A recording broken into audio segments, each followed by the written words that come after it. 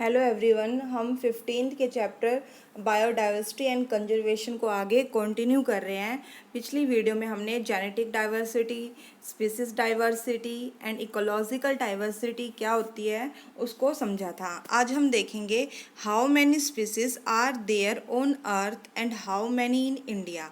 हमारे अर्थ पर कितने प्रकार की कितनी स्पीसीज है and how many in India, और हमारे इंडिया में कितनी स्पीसीज़ है। ठीक है, कितने मतलब हमारे अर्थ पे कितने स्पीसीज़ है और हमारे इंडिया में कितने स्पीसीज़ है उसको डिटेल में पढ़ेंगे। तो since there are published record of all the species discovered and named, तो ये कह रहे हैं कि जो पब्लिश हो चुके हैं रिकॉर्ड उसमें सभी स्पीसीज मतलब जो फाइंड आउट हुई हैं और जो नाम दे दिया गया है जिन स्पीसीज को, वो सभी पब्लिश्ड हो चुके हैं, उनके रिकॉर्ड रख लिए गए हैं। We know how many species in all have been recorded so far, तो हम उन्हीं स्पीसीज को जानते हैं जो रिकॉर्डेड है। ठीक है, जितनी भी रिकॉर्डेड स्पीसीज है उन्हीं के बारे में हमें पता है। But it is not easy to answer to the question of how many species there are on earth. तो ये कह रहे हैं पर ये इजी नहीं होगा आंसर देना कि हमारे अर्थ पे कितने प्रकार की स्पीसीज हैं। ठीक है, according to International Union for Conservation of Nature and Natural Resource IUCN to 2004। अब ये IUCN की एक्सपेंडेड फॉर्म है, बहुत ही इंपॉर्टेंट है, ये याद रखिएगा अच्छी तरह से। तो IUCN के अकॉर्डिंग 2004 में इन्होंने क्या बताया था, the total number of plant and animal species describe so far is slightly more than 1.5 million. तो ये क्या कह रहे हैं, जो टोटल नंबर ऑफ प्लांट और एनिमल की स्पीसीज है वो कितनी है, स्लाइटली मोर देन 1.5। अकॉर्डिंग लगा लो 1.5 नियरली 1.5 मिलियन जो है, उस बस इतनी ही स्पीसीज के बारे में हमें पता लगा था। ठीक है, but we have no clear idea, but हमें कोई क्लियर आइडिया नहीं है कि of how many species are yet to be discovered, कि हम कितनी स्पीसीज जो है अभी और जो डिस्कवर्ड हो है मतलब और डिस्क्राइब कर सकते हैं। ठीक है, उन सब के आइडिया के बारे में हमें नहीं पता है। Estimate vary widely and many of them are only educated guesses। जब ये गैस लगाया है हमने 1.5 मिलियन स्लाइटली मोर देन जो स्पीसीज बताई है वो सिर्फ क्या है, एजुकेटेड। मतलब ये कह रहे हैं ओनली एजुकेटेड गैस, मतलब जिन्होंने इनको फाइंड आउट किया है। ठीक है, तो उन्होंने कहा है सिर्फ एजुकेटेड गैस है कि इतनी स्पीसीज फाइंड आउट हो चुकी है।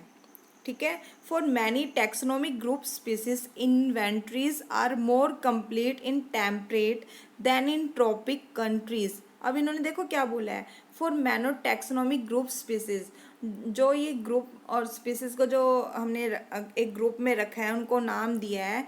तो उन्होंने कहा है कि ये जो इन्वेंट्रीज जो ये फाइंड आउट हुए हैं वो कहाँ पे कंप्लीट किया है, मोर कंप्लीट मतलब ज़्यादातर कंप्लीट कहाँ किया है, टेम्परेट रीजन में।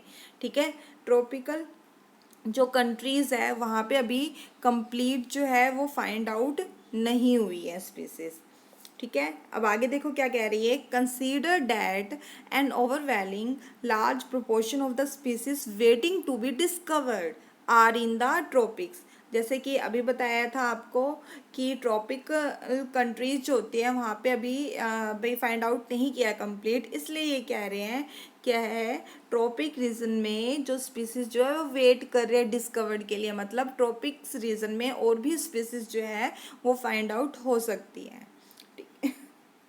सॉरी, अब आगे देखते हैं, biologist make a statistical comparison of the temperate tropical species richness of an exhaustively studied group of insect and extrapolate this ratio to other group of animals. अब ये क्या कह रहे हैं, biologist make a statistical comparison, तो biologist एक compare कर रहे हैं। ठीक है, क्या कंपेयर कर रहे हैं, कहाँ कंपेयर कर रहे हैं, किसको कर रहे हैं, वो टेम्परेट और ट्रॉपिकल स्पीसीज को कर रहे हैं। टेम्परेट एरिया में जो स्पीसीज है और जो ट्रॉपिकल एरिया में जो स्पीसीज है जो उसको देख रहे हैं। तो यहाँ पे एक वर्ड यूज़ किया है इन्होंने, स्पीसीज रिचनेस। तो स्पीसीज रिचनेस क्या होती है, ध्यान दीजिएगा, हमारे इसमें मेंशन नहीं है एनसीईआरटी में, number of different species in an area. ठीक है। एक एरिया में जो अलग अलग टाइप की जो स्पीसीज मिल रही हैं, जो नंबर जो है उसे हम क्या कहते हैं, नंबर ऑफ स्पीसीज को हम कहेंगे स्पीसीज रिचनेस, मतलब डिफरेंट स्पीसीज जो मिल रही है हमें, ठीक है, एक एरिया में, उसे हम कहते हैं स्पीसीज रिचनेस। अब आगे देखिए ये क्या बोल रहे हैं।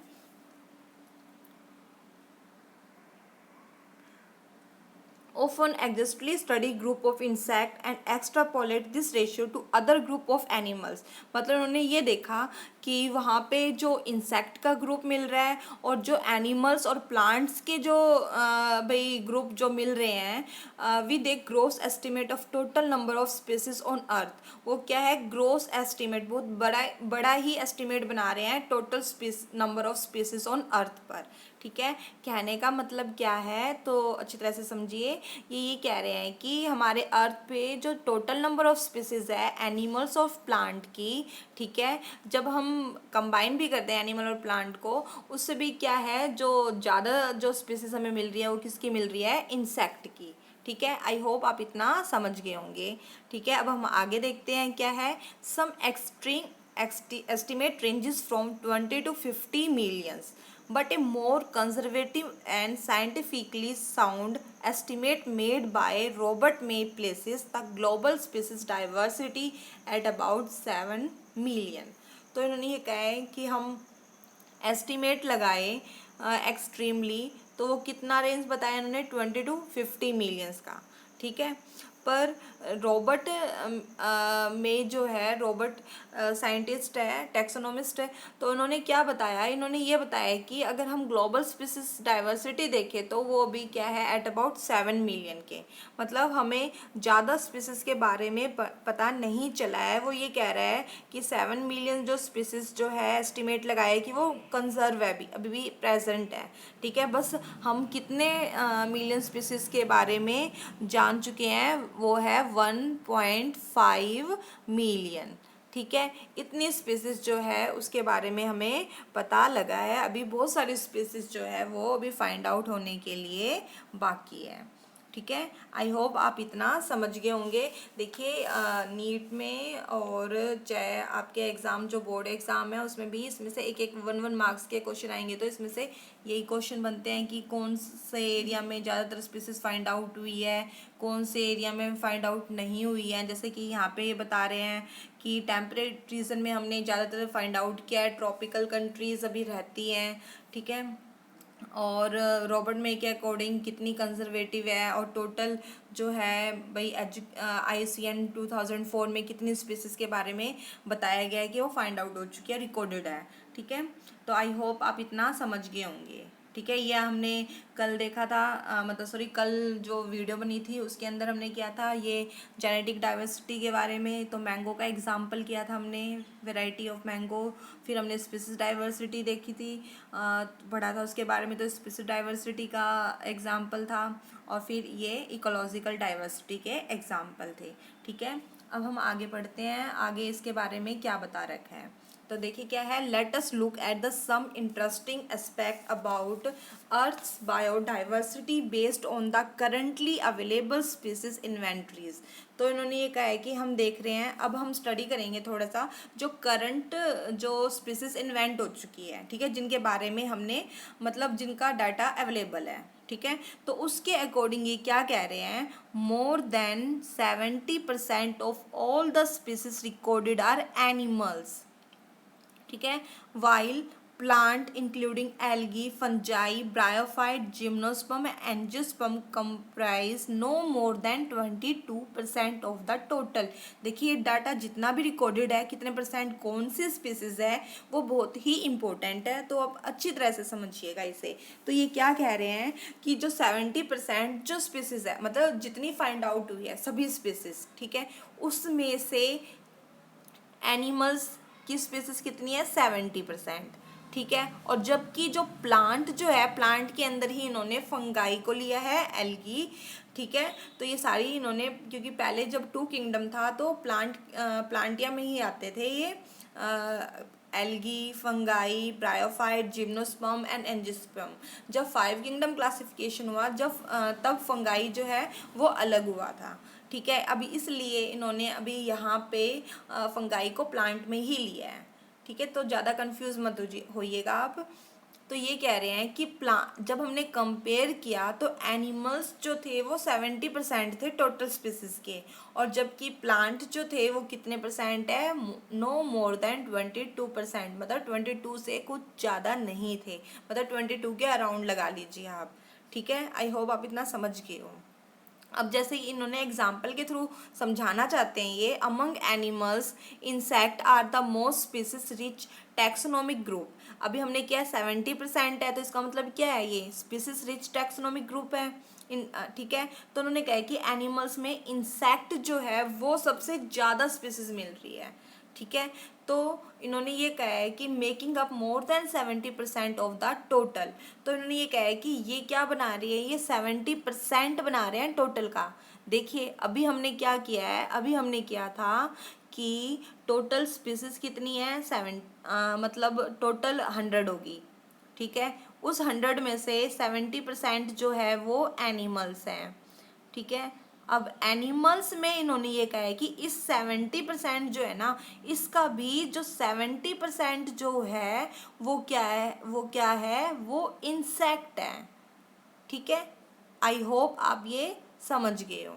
ठीक है, तो इन्होंने यही बोला है कि जो 70% जो 70% जो एनिमल्स की स्पीसीज मिल रही थी, उसमें भी 70% जो है वो क्या है, वो इंसेक्ट है। तो यहाँ पे ये एग्जाम्पल के थ्रू ये बता रहे हैं कि अगर कंप्लीट जो स्पीसीज जो है वो फाइंड आउट होती है 70% of the total, means out of every 10 animals on this planet, the 7 are insect। तो ये यही कह रहे हैं कि अगर हम देखें 70% भाई इंसेक्ट है, तो अगर हमें फाइंड आउट हुए हैं 10 एनिमल्स, तो 10 का 70% कितना हो जाएगा, 7। तो 7 क्या है, इंसेक्ट है। ठीक है, आई होप आप इतना समझ गए होंगे। अब आगे देखिए, again how we explain this enormous diversification of insect. भाई अगेन जो है वो कह रहे हैं कि कितने इंसेक्ट में भी बहुत सारे इंसेक्ट होते हैं, तो इनको हम डाइवर्सिफिकेशन को हम एक्सप्लेन कर सकते हैं। ठीक है, तो ये कुछ डायग्राम के थ्रू ये और जितनी भी ये फंगाई कितने परसेंट है उनको दिखा रहे हैं नीचे। तो ये आगे बता रहे हैं, the number of fungi species in the world is more than the combined total of the species of fish, amphibians, reptiles and mammals. ध्यान रखिए, जितने जितने परसेंट इन्होंने ये बोला है बहुत ही इंपॉर्टेंट डाटा है ये रिकॉर्ड जो है। तो आप याद रखिएगा कि जो टोटल 70% जो है, ठीक है, 70% इंसेक्ट है, 70% जो है टोटल में एनिमल्स हैं, उसमें भी एनिमल्स में भी 70% जो है वो क्या है, इंसेक्ट है। ठीक है, अब इन्होंने प्लांट की बात की है, जैसे प्लांट में इन्होंने बताया था ना कि algae, fungi, bryophyte, pteridophytes, gymnosperm, angiosperm, ये सभी प्लांट्स में आते हैं। तो अब ये बता रहे हैं कि the number of fungi species in the world is more than combined total of all the species. मतलब जो ये फंगाई स्पीसीज जो है ना, वो भाई फिश, एम्फीबियंस, रेप्टाइल्स और मैमल्स को हम कंबाइन भी कर देंगे ना, उससे भी ज़्यादा है। ठीक है, आई होप आप ये लाइन जो है इसको अंडरस्टैंड आपने किया होगा। ठीक है, अब आगे देखते हैं। अब ये इन्होंने कुछ ये चार्ट बना रखा है इन्होंने, पाई चार्ट के थ्रू ये हमें क्या समझाना चाहते हैं। तो ये हमें ये बता रहे हैं, देखो अब इनवर्टिब्रेट्स में आप देख रहे हो इंसेक्ट जो है सबसे ज़्यादा है। ठीक है, फिर उसके बाद हम देख रहे हैं कि इंसेक्ट तो फर्स्ट नंबर पे आ गए। ठीक, फिर उसके बाद मॉलस्का जो है वो सेकंड नंबर पे है। हम इनवर्टिब्रेट्स को कंपेयर कर रहे हैं, याद रखिएगा क्वेश्चन आ जाए कि भाई कौन सी स्पीसीज सबसे ज़्यादा होती है इनवर्टिब्रेट्स में, तो आप क्या बताओगे, इंसेक्ट। ठीक है, सेकंड स्पीसीज कौन सी है, मॉलस्का, और थर्ड क्रस्टेशियन, और फिर क्या है, अदर एनिमल्स ऑफ ग्रुप आएंगे। उसी प्रकार क्या है, वर्टिब्रेट्स की बात कर रहे हैं। ठीक है, तो वर्टिब्रेट्स में जो फर्स्ट जो है वो क्या होगी, फिश होगी। ठीक है, फिर उसके बाद अब आगे देखो सबसे ज़्यादा दिखाई दे रही हैं वो। फिर उसके बाद क्या है, स्पीसीज जो है वो रेप्टाइल्स हैं, ठीक है, सेकंड नंबर पे। फिर उसके बाद क्या आता है हमारा, बर्ड्स आता है। फिर उसके बाद ये एम्फीबियंस, ये मैमल्स आते हैं, ठीक है।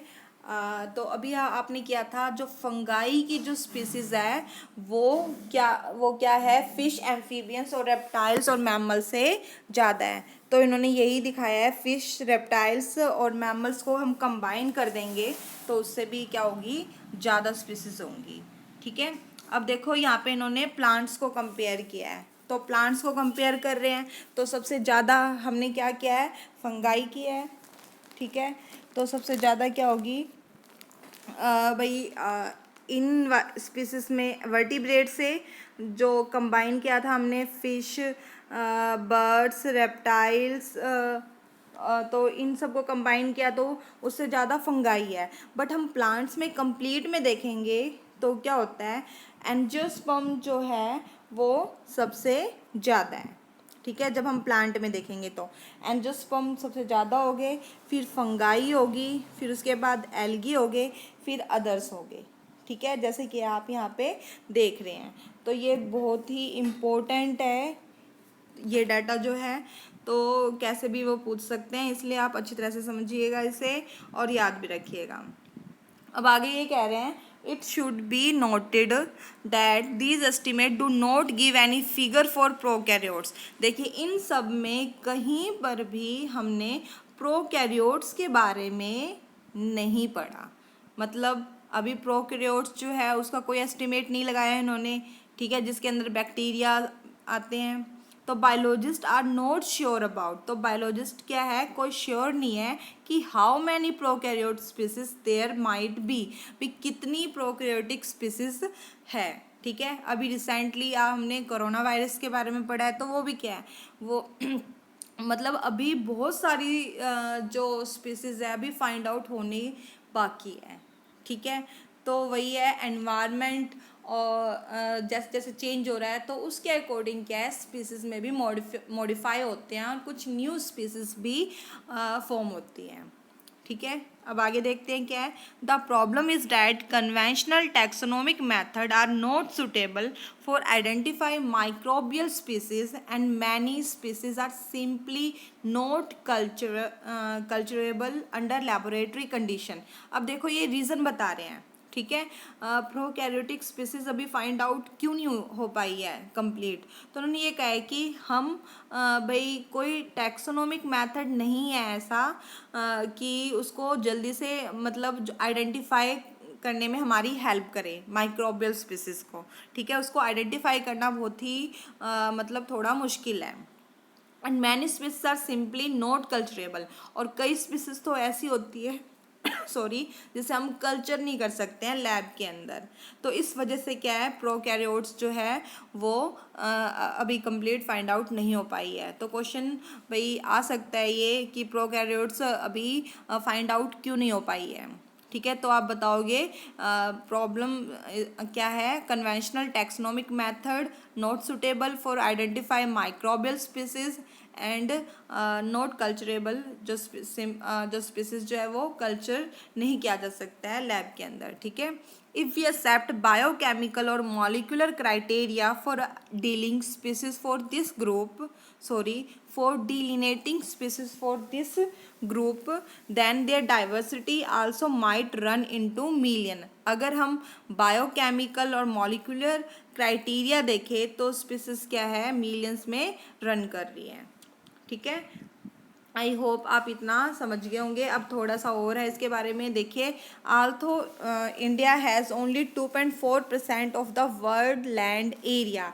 ये क्या कह रहे हैं, हमारा इंडिया जो है वो वर्ल्ड का कितना परसेंट कवर कर रहा है एरिया, 2.4%, ठीक है। Its share of the global diversity is an impressive 8.1%, और ग्लोबल स्पीसीज डाइवर्सिटी देखें तो कितना शेयर कर रहा है वो 8.1%। देखिए अच्छी तरह से याद रखिएगा कि पूरे वर्ल्ड में हमारा इंडिया जो है कितना कंट्रीब्यूट कर रहा है लैंड एरिया, वो है 2.4%, और स्पीसीज कितना भाई शेयर कर रहा है वो है 8.1%।